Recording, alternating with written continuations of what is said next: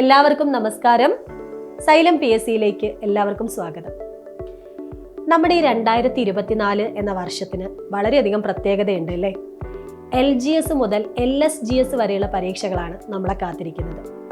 ഈ പരീക്ഷകളിലൊക്കെ വിജയിച്ച് ഗവൺമെന്റ് ജോലിയിലേക്ക് എത്തുന്നവരിൽ ഒരു ബഹുഭൂരിപക്ഷം വരുന്ന വിഭാഗമാണ് നമ്മുടെ വീട്ടമ്മമാർ. പക്ഷെ അവരെ സംബന്ധിച്ചിടത്തോളം ഈ ഒരു പഠന കാലഘട്ടം എന്ന് പറയുന്നത് പലർക്കും പല വെല്ലുവിളികളും നിറഞ്ഞതായിരിക്കും. എന്തുകൊണ്ടാണ് ഞാനിങ്ങനെ വീട്ടമ്മമാരെ മാത്രം സ്ട്രെസ് ചെയ്ത് പറയുന്നത് എന്ന് നിങ്ങൾ ചിലരെങ്കിലും ആലോചിക്കുന്നുണ്ടാവും. വേറൊന്നും കൊണ്ടല്ല, എല്ലാവർക്കും പഠിക്കാനുള്ള, ഈ പരീക്ഷ എഴുതാൻ പോകുന്ന എല്ലാ ഉദ്യോഗാർത്ഥികൾക്കും പഠിക്കാനുള്ള കാര്യങ്ങൾ സെയിമാണ്, അവരെഴുതുന്ന പരീക്ഷ സെയിമാണ്. പക്ഷേ പഠിക്കാനുള്ള സമയം എങ്ങനെ കണ്ടെത്തും എന്നുള്ള വലിയൊരു വെല്ലുവിളി നമ്മളിലെ പല വീട്ടമ്മമാരും നേരിടുന്നുണ്ട്. അപ്പം അത്തരത്തിലുള്ള ആ ഒരു സമ്മർദ്ദത്തിലൂടെ കടന്നു പോകുമ്പം പലർക്കും പരീക്ഷയോട് പേടി വരുന്നുണ്ട്.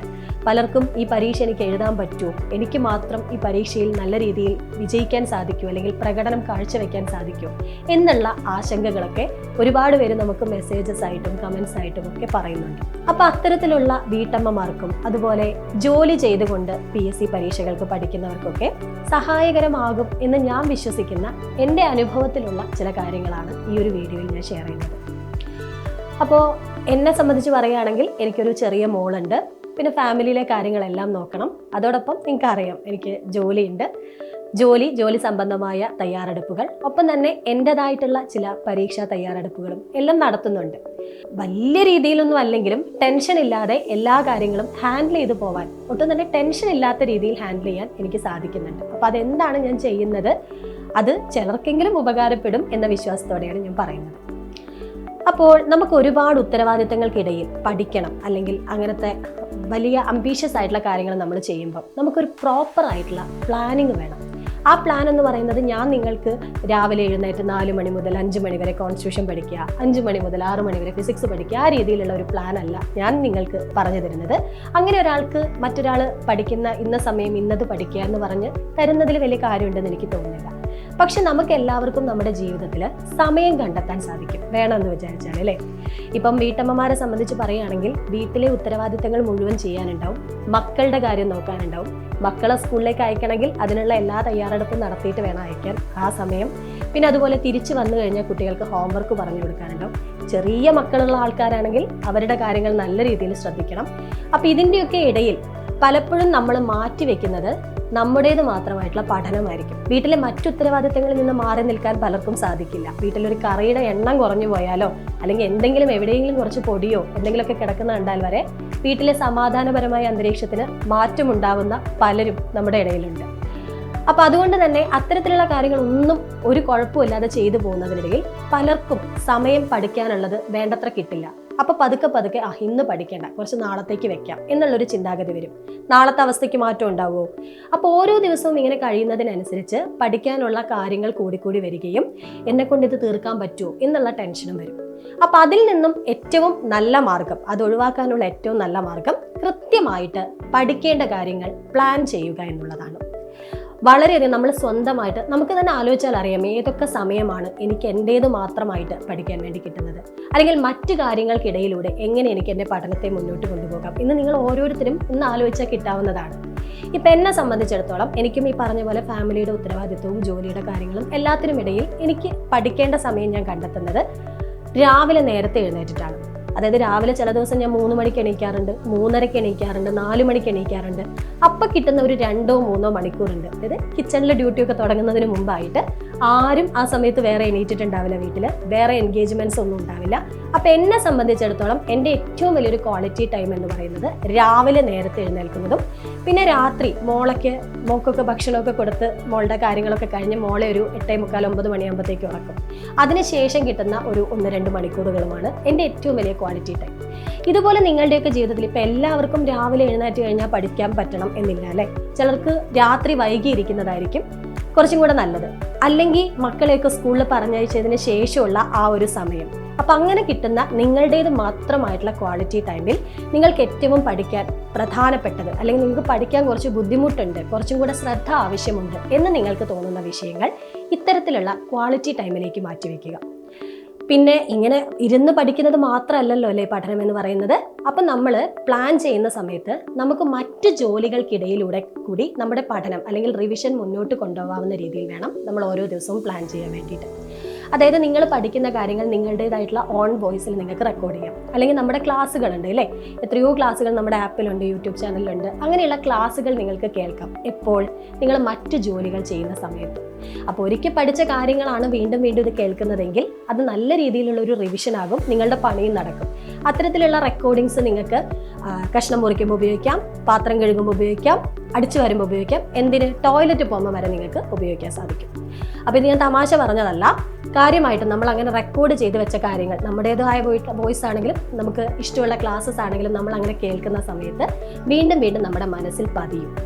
അപ്പോൾ ആ രീതിയിൽ ചെയ്യാം. പിന്നെ നമുക്ക് എല്ലാവർക്കും പറ്റുന്ന ഒരു അബദ്ധമാണ്, നമ്മളെ പണിയൊക്കെ കഴിഞ്ഞ് ഒരു അരമണിക്കൂറോ 20 മിനിറ്റോ നമുക്ക് സമയം ബാക്കിയുണ്ടാവും. അത് കഴിഞ്ഞിട്ടായിരിക്കും ചിലപ്പോൾ മക്കളെ സ്കൂളിൽ പോയി വിളിക്കേണ്ടി വരിക, അല്ലെ വേറെ എന്തെങ്കിലും ജോലി ഉണ്ടാവുക. അപ്പം നമ്മൾ സ്വാഭാവികമായിട്ടും ചിന്തിക്കുന്ന കാര്യമാണ്, ഈ 20 മിനിറ്റ് കൊണ്ടൊക്കെ എന്ത് ചെയ്യാനും.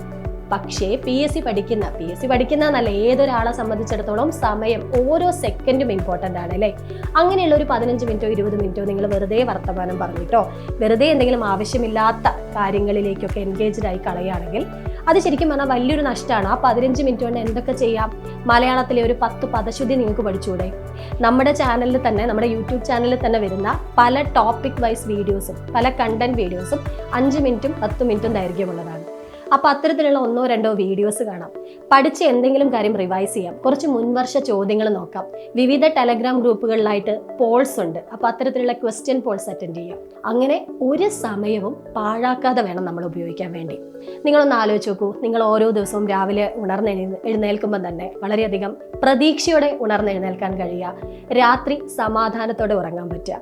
ഒരു മനുഷ്യന്റെ ജീവിതത്തിൽ ഏറ്റവും അത്യാവശ്യം വേണ്ട കാര്യങ്ങളാണ് ഇത്. രാത്രി സമാധാനത്തോടെ ഉറങ്ങുക, രാവിലെകൾ പ്രതീക്ഷയുള്ളതാവുക. അപ്പോൾ ഓരോ ദിവസവും രാത്രിയാണെങ്കിൽ രാത്രി പിറ്റേന്ന് ചെയ്യാനുള്ള കാര്യങ്ങൾ വ്യക്തമായിട്ട് പ്ലാൻ ചെയ്യാം. ഞാൻ രാവിലെ അല്ലെങ്കിൽ എനിക്ക് കിട്ടുന്ന ആ ഒരു നമ്മുടേത് മാത്രമായിട്ടുള്ള സമയമുണ്ടല്ലോ, ആ സമയത്ത് ഞാൻ ഇന്ന ടോപ്പിക്സ് ആണ് പഠിക്കുന്നത്. അത് ആദ്യം തന്നെ നമ്മൾ ചിലപ്പം ഇത് കേട്ടതിൻ്റെ ആവേശത്തിലോ അല്ലെങ്കിൽ നമ്മളൊരു തീരുമാനം എടുത്തതിൻ്റെ ആവേശത്തിലോ നമ്മൾ എന്ത് ചെയ്യും, ആദ്യം തന്നെ കുറേ അങ്ങ് പ്ലാൻ ചെയ്യും.